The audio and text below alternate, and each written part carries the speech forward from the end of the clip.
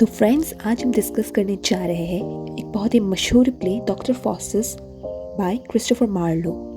तो दोस्तों, Christopher Marlowe जिन्होंने ये प्ले डॉक्टर फॉस्टस लिखी है, वो इंग्लिश लिटरेचर के one of the best play rights और पोइट्स में से एक है।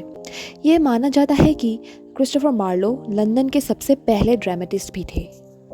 तो दोस्तों, इस प्ले का जो प्रोटैगनिस्ट है उसका नाम है डॉक्टर फॉस्टस। डॉक्टर फॉस्टस एक बहुत ही बड़ा स्कॉलर है जिसने लगभग हर एक फील्ड में नॉलेज गेन कर लिया है और अभी ऐसा कोई फील्ड ही नहीं बचा कि उसका उस फील्ड में नॉलेज ना हो। इसीलिए अब डॉक्टर फॉस्टस को कुछ अलग ही सीखना है और उसको अभी ब्लैक मैजिक सीखने का बेहद मन करता है। फॉस्टस अपने सर्वेंट वेगनर से बोलता है कि तुम जाकर दो आदमी जिनका नाम वेल्डस और कॉर्नेलियस है, उन दोनों को बुला के लाओ और ये दो लोग मुझे ब्लैक मैजिक सिखाने में मदद करेंगे।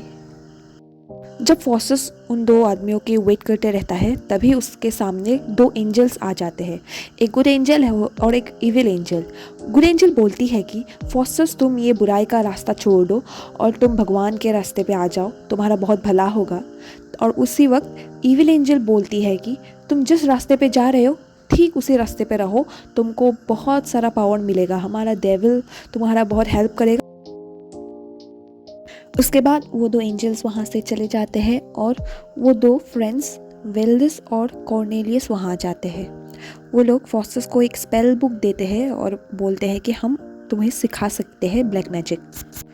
फिर फॉस्टस उस स्पेल बुक में से अलग अलग स्पेल्स और ट्रिक्स ट्राई करता है और मेफिस्टोफेलिस नाम का एक डेविल को समन कर देता है और वो डेविल उसके सामने प्रकट हो जाता है। फिर फॉस्टस मेफिस्टोफेलिस को अलग अलग ऑर्डर देने लग जाता है। तब मेफिस्टोफेलिस बोलता है कि मैं अपने मास्टर लूसीफर के ऑर्डर के अलावा किसी और से ऑर्डर नहीं लेता, मैं वही करता हूँ जो लूसीफर मुझे करने को बोलता है।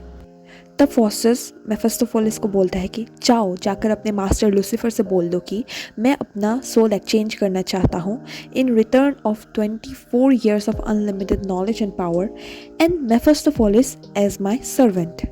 मेफिस्टोफेलिस फिर वहाँ से चला जाता है। मेफिस्टोफेलिस के जाने के बाद फॉस्टस थोड़ा रिग्रेट करने लगता है। वो सोचता है कि क्या मैं ये सही कर रहा हूँ, क्या मुझे सच में अपना सोल एक्सचेंज करना चाहिए। तभी वहाँ पर वो गुड एंजल और इविल एंजल फिर से प्रकट हो जाते हैं। गुड एंजल बोलते हैं कि तुम गलत कर रहे हो और तुम्हें डेविल के पाथ पर नहीं रहना चाहिए, तुम वापस आ जाओ। फिर लेकिन इविल एंजल उसको राइट ही बोलता है। फिर फॉस्टस डिसाइड करता है कि मैं ये सही कर रहा हूँ और मेफिस्टोफेलिस जब वापस आ जाता है तब वो फॉस्टस उससे बहुत सारे डिफरेंट क्वेश्चन करने लगता है, जैसे कि हेल के बारे में, पैराडाइज के बारे में, गॉड के बारे में वगैरह वगैरह। उसके बाद मेफिस्टोफेलिस बोलता है कि लूसीफर मान गया है तुम्हारे ऑफर के लिए और तुमको एक एग्रीमेंट में साइन करना पड़ेगा अपने खुद के ब्लड से। लेकिन जब फॉस्टस अपना ब्लड से वो साइन करने के लिए ट्राई करता है तब उसका ब्लड जैसे कि जम गया होता है, ब्लड नहीं निकलता है और मेफिस्टोफेलिस एक गर्म कोयला लेकर उससे ब्लड निकालने की कोशिश करता है। ये जैसे कि उसका बॉडी भी रिफ्यूज़ कर रहा है ये डील एग्रीमेंट में साइन करने के लिए। तभी फॉस्टस को फिर से गिल्टी महसूस होता है कि क्या मैं ये सही कर रहा हूँ।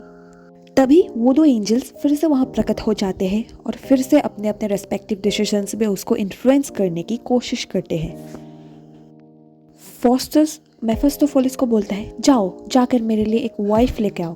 तब मेफिस्टोफेलिस बोलता है कि सॉरी, ये डिपार्टमेंट मेरा नहीं है, मैं ये नहीं कर सकता हूँ, बाकी सब मैं कर लूँगा। उसके बाद मेफिस्टोफेलिस फॉस्टस से बहुत अलग अलग बातें करने लगता है, उसको अलग अलग ज्ञान देता है, यूनिवर्स के बारे में अलग अलग ज्ञान उसको देता है। तभी फॉस्टस भी उसको उल्टा डिफरेंट क्वेश्चंस करने लगता है। हेल के बारे में तो पूछता ही है, ये भी पूछता है कि इस यूनिवर्स को किसने बनाया। लेकिन मेफिस्टोफेलिस इस क्वेश्चन का जवाब नहीं देता क्योंकि उसको पता है यूनिवर्स को गॉड ने बनाया और मेफिस्टोफेलिस लूसीफर लोग गॉड के अगेंस्ट है, तो वो गॉड का नाम भी नहीं लेते। तो इसीलिए इस क्वेश्चन का आंसर वो फॉस्टस को नहीं देता है। फॉस्टस एक बार फिर से रिग्रेट करने लगता है अपने डिसीजन में। उसको लगता है क्या मुझे गॉड के रास्ते पे चलना चाहिए था। तभी वहाँ पर लूसीफर आ जाते हैं अलग अलग डेविल्स के साथ। लूसीफर जो कि सैटन होता है, सैटन जो गॉड के अगेंस्ट पे एक वार में है, गॉड को हराना चाहता है।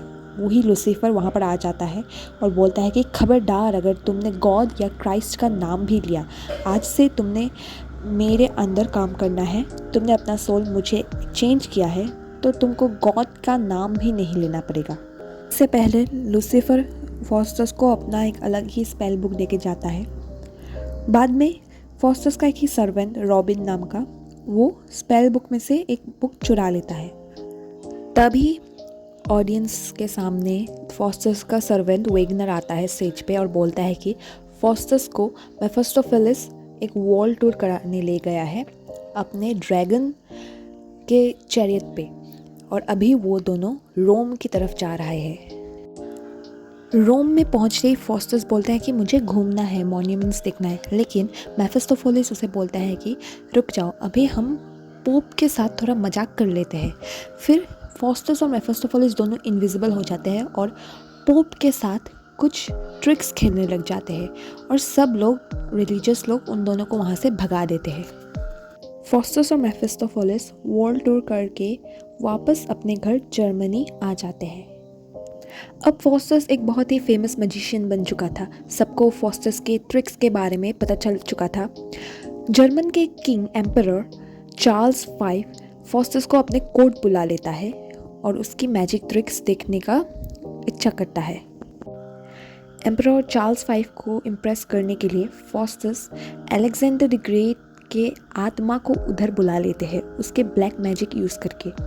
ये देखकर एम्परर बेहद खुश हो जाता है क्योंकि अलेक्जेंडर द ग्रेट उनके एक बहुत ही बड़े इंस्पिरेशन है। लेकिन वहाँ एक नाइट होता है जो कि ये सब देख के थोड़ा परेशान हो जाता है। उसको ये सब डेविलिश मैजिक, ब्लैक मैजिक पसंद नहीं आता है और वो फॉस्टस को थोड़ा सा इंसल्ट भी कर देता है। और इसके बदले फॉस्टस बदले में क्या करता है, मैजिक यूज़ करके उस नाइट के सर पे सिंग डाल देता है। इसके बाद फॉस्टस को एक ड्यूक और डचेस के घर में भी बुलाया जाता है और ड्यूक को और उसके वाइफ डचेस को भी फॉस्टस अपने मैजिक के द्वारा खुश कर देते हैं, इम्प्रेस कर देते हैं। उसके बाद फॉस्टस का सर्वेंट वेगनर ऑडियंस के सामने आता है और बोलता है कि वो अभी थोड़ा अफ्रेड हो गया है कि फॉस्टस जल्द ही मर जाएगा क्योंकि फॉस्टस ने अपना सारा प्रॉपर्टी वेगनर के नाम कर दिया है। फॉस्टस अपने मैजिक शोज कंटिन्यू ही करते जाता है और लोगों को इम्प्रेस कर जाता है। तभी स्कॉलर्स के एक ग्रुप आकर फॉस्टस से रिक्वेस्ट करता है कि तुम हेलेन ऑफ ग्रीस, जो कि ग्रीस की सबसे खूबसूरत औरत थी, उसको बुला लो यहाँ पर। और फॉस्टस अपना मैजिक यूज़ करके उसको सच में बुला लेता है उधर। और एक बूढ़ा आदमी आता है और फॉस्टस से बोलता है कि भगवान से डरो और तुम जो ये सब कर रहे हो वो सब छोड़ दो और रिग्रेट करो अपने एक्शंस को। तब फॉस्टस भी बोलता है कि हाँ, मैं एग्री करता हूँ आपसे, मैं भी रिग्रेट करना चाहता हूँ अपने जो एक्शंस, मैंने जो ब्लैक मैजिक का यूज़ किया उसको मैं भी रिग्रेट करना चाहता हूँ। ये सुनते ही तुरंत मेफिस्टोफेलिस उधर प्रकट हो जाता है और बोलता है कि गद्दार इंसान, तुमको लूसीफर ने इतना पावर दिया, इतना नॉलेज दिया और तुम उनके खिलाफ ही तुम बोल रहे हो, रिपेंट करना चाहते हो। मैं तुम्हारे पीछे आग लगा दूंगा, मैं तुमको जिंदा नहीं छोड़ूंगा। ये सुनते ही फॉस्टस फिर घबरा जाता है। वो बोलता है कि नहीं नहीं नहीं नहीं, मेरा ये इरादा नहीं था, मैं कुछ भी रिग्रेट नहीं करता हूँ। ये तो वो बूढ़ा आदमी था जो कि मुझे अपने बातों से ललचा रहा था। आप एक काम कीजिए, आप उस बूढ़े आदमी के पीछे ही आग लगा दीजिए। धीरे धीरे फॉस्टस का आखिरी वक्त आते जाता है और उसको तो सिर्फ 24 ईयर्स ही दिया था शैतान ने। अभी वो 24 ईयर्स भी ख़त्म होने को आए और उसका मौत उसके बहुत ही करीब आ चुका है। इसीलिए फॉस्टस बड़ा ही दुखी हो जाता है और वो एकदम हाथ पे सर पकड़कर ऐसे बैठा रहता है। तभी वो कुछ स्कॉलर्स आते हैं और उसको पूछता है कि क्या हुआ। तभी फॉस्टस सब कुछ सच बता देते हैं उन्हें कि मैंने अपना सोल जो है वो शैतान को, यानी कि लूसीफर को एक्सचेंज कर दिया था इन पावर्स के एक्सचेंज में, दान कर दिया था। इसीलिए मैं आज ऐसा मैजिशियन बन पाया हूँ। ये सुन के वो स्कॉलर्स एकदम शॉक हो जाते हैं, डर जाते हैं और वो लोग प्रे करने जाते हैं कि इसके सोल को शांति दो और वहाँ से चले जाते हैं। अभी फॉस्टस के पास सिर्फ 1 घंटा बचा है अपने लाइफ का और फॉस्टस बड़ा ही रेस्टलेस हो जाता है, उसको जीना है और वो क्या प्रे करता है, गॉड को प्रे करता है कि मुझे क्रिस्ट का 1 ड्रॉप ऑफ ब्लड चाहिए, एक ड्रॉप ऑफ ब्लड मुझे बचा सकता है।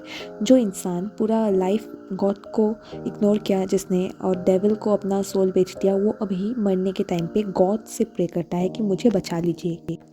तभी क्लॉक की घंटी बजती है और मिडनाइट हो चुकी है, मतलब वो दिन ख़त्म हो चुकी है और फॉस्टस का टाइम भी अप हो चुका है। अभी तो वो मरेगा ही। वो ज़ोर ज़ोर से चीखने लगता है। वो प्रॉमिस करता है कि मैं डेविल के सारे बुक्स जला दूंगा, मैं सैटन से दूर हो जाऊंगा, मैं गॉड के रास्ते पे चलूंगा। लेकिन लूसीफर के सारे सोल्जर्स जो डेविल्स होते हैं वो फॉस्टस को खींच कर ले जाते हैं हेल की तरफ। यानी कि अब वो हेल में अपने बचे हुए जो आफ्टर लाइफ है वहाँ पर गुजारेगा।